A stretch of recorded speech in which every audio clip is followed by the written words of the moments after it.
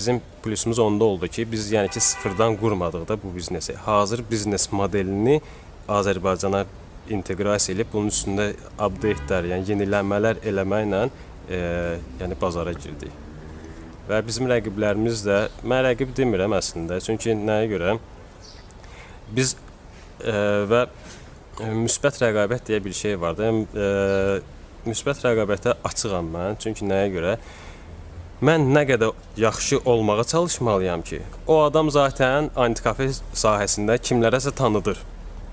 Antikafe varsa, bizim rəqib varsa, belə deyək, o da reklam eləməyini antikafeni insanlara çatdırır. Çünki dediyim kimi, yəni bu 10 il yoxdur heç belə deyim də biznes Azərbaycanda. Səhv eləmirəmsə 10 ili bu il tamam olur ki, hansı ki birinci antikafe 2015-ci ildə açılıbdır.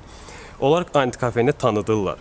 Mən yaxşı olmaqla o tanıyan müştəri də onun müştərisi olsa da bir gün nə vaxtsa mənə gələcək, məndə bu müsbətləri görəcəksə artıq mənim müştərim olacaq bu. Bu da sağlam rəqabət. Yəni antikafe sahəsində sağlam rəqabət. Çalışmalısan ki, daim rəqiblərdən yaxşı olasan. Yəni digərlərini aşağılamaqla, hansı ki bizə məsələn mənfi rəylər də fake belə deyim də, fake rəylər yazdıranlar da olub rəqiblərdən falan. Öz işlərdə özlərim. Mən həmişə çalışmışam ki, özüm, yəni konsept antikafe olaraq yaxşı olum ki, onsuz da müştəri yəni ki, yaxşını pisdən və yaxud da ki, lap yaxşını yaxşıdan seçə bilir belə deyim. Və bizim müştərimiz olublar. Yəni çox eşitmişik, çox görmüşük ki, filan yerə getmişdik, filan şeydi, filan getdi, belə söz vermişlər, reklamda belə demişdilər, belə oldu. Və reklam demişkən mən heç var reklamda o billboardlarda filan var, böyük məsələn 50% indirim, aşağıda da balaca hərflərlə yazılır ki, orada yalnız 500 manatdan yuxarı olan məhsullara məsələn. Belə bir şey, elə bir şey yoxdur. Yəni məndə nə varsa, mən bizim reklamlarımıza hamısına ki, tam dəqiqliklə hər bir şey deyilir orada. Yəni mənə lazım deyil ki, müştəri sabah birisi gün gəlsin, desin ki, siz reklamda bunu natamam demişsiniz və yaxud yalan demişsiniz.